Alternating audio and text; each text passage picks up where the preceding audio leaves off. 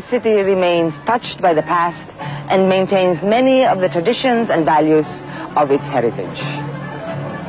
Built in 1571 by the Spaniards, Cavite had become a thriving town in the 17th century. The bastion stood for 370 years, initially as a little Spanish-walled community with churches, schoolhouses, centuries-old tile-roofed stone houses lining narrow cobblestone streets, plazas, a fort, a navy yard where galleons were made by native craftsmen. Cavite was the Spanish idea of a perfect port.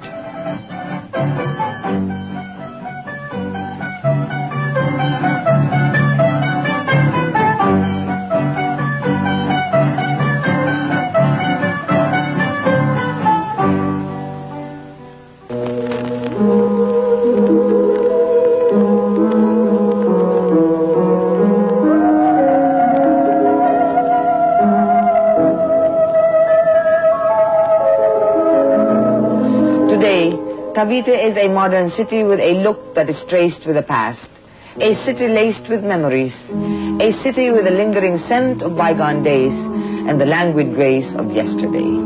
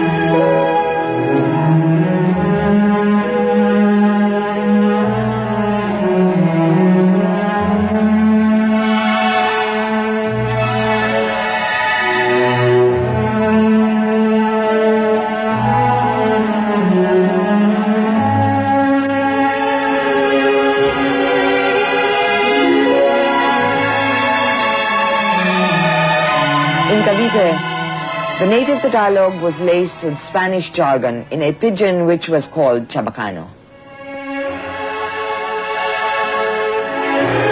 Aquí na Cavite, platicada del mga Caviteño es Chabacano. Es un dialecto que tiene las palabras legado de castellano.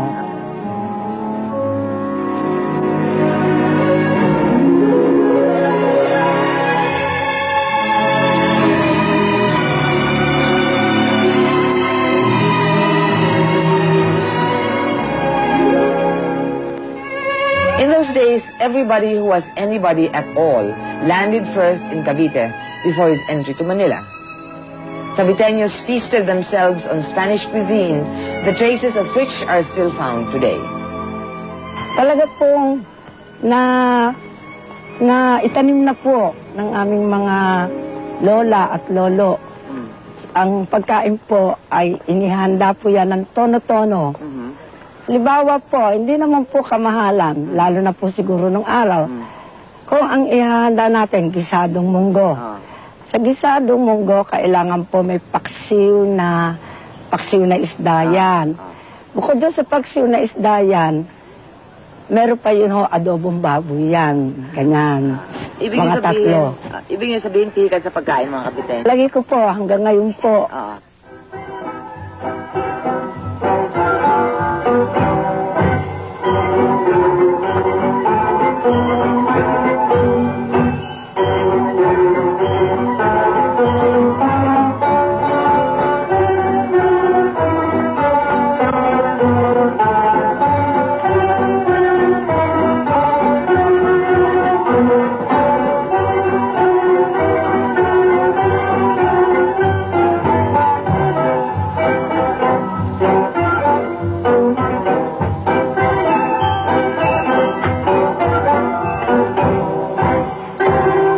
Prides itself on specialties that are uniquely theirs, remnants of their Spanish heritage.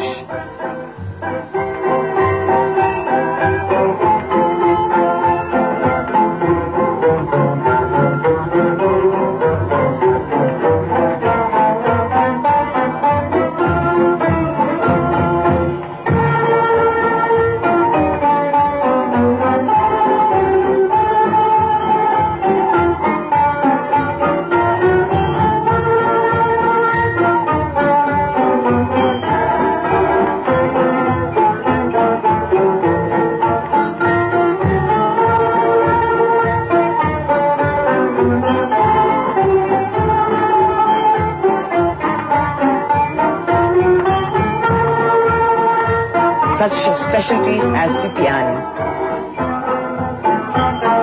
and their own style of adobo.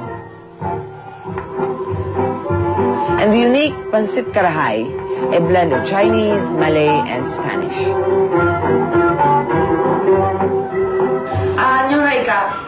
Saan mo kayo natuto nitong mga pagkain ito? Pagkain luto, sarili kong sikap.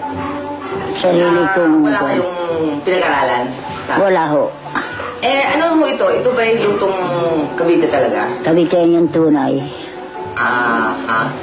Bakit ho ang adobo masabaw at mapula? May mantika, may suka, at atsuete. Bakit ito may kulay? Ang ibang adobo walang kulay eh. Walang kwenta, hilaw-hilaw pa kung tingnan. I see. Ang pansit ho, bakit ang tawag pansit karahay? Puro bihon at tapos? puso. Puso. Ito ang kinaiban sa ibang pansit? Oo. Iba naman ang pansit gisado. I see. Ito ang pansit karahay? Karahay ito. Yung tuyong ganito? Oo. Tapos ang bipian ho, ano yan? Talagang taga-Cavite yan? Oo. Tunay, Cavite yung pagkain. Manok, baboy, bigas, at mani. Tapos? Doon naroon ang sangkap na bawang at sibuyas.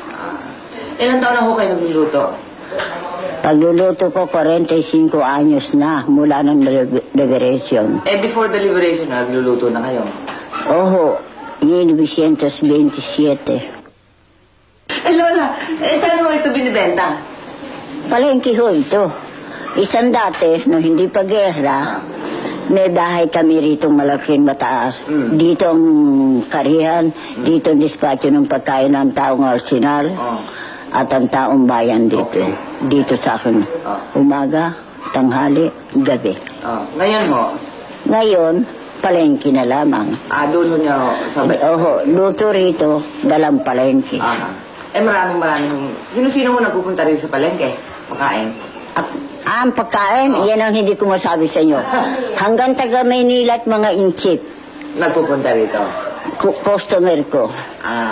Pero ito ho talagang... talagang Caviteño ang pagkain. Caviteño talaga ang tunay. Ang luto ko. Pwede rin, meski Bisaya, lutong Bisaya, ari rin. Pero itong mga pinakita niyo sa amin talagang galing Cavite dito? Dito sa amin.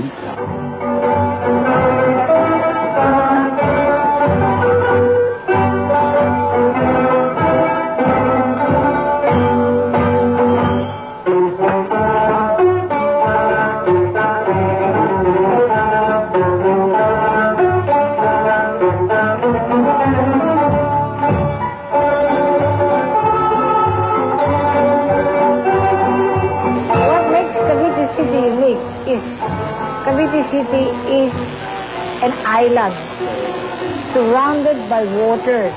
So the main occupation in Cavite City is fishing. But, you know, when the weather is bad, storms come. But, you know, this year we're lucky. We don't have any storms. Konti lang ang catch. The fishermen don't go out because it's stormy like that. So, what I want to teach the women, the wives of the fishermen, something to keep them occupied and at the same time earn a living. And this is what I'm teaching them, to make soap. Because every day we need soap, see? And of course, I was teaching them how to make candles. And we're doing that also in Tagaytay. But the women have plenty of time, you know. What was Cavite City like when you were young? Oh, beautiful. It was a quaint city. And you know, what makes Cavite very, very nice, particularly, is during the month of May and November. Why? We have our town fiesta in November. We used to have the town fiesta, the city fiesta in Cavite 4 consecutive Sundays in November. One Sunday is for those selling candles. One Sunday is for the genuine Caviteños, you know. One Sunday is for the mixture of people residing in Cavite. But now we've cut it to only two Sundays, 2 weeks. And they're big fiestas. Because, you know, the Caviteños, even if they don't earn much, basta fiesta yan, talagang they splash, you know. Anybody can eat in your house, in the house. That's something unique also of the Caviteños. But what makes Cavite City now unique is ever since I was young, Cavite City has always won in the little baseball league. Yes. We're good sports people, you know. And I love sports. I'm 76 years old. I still play tennis.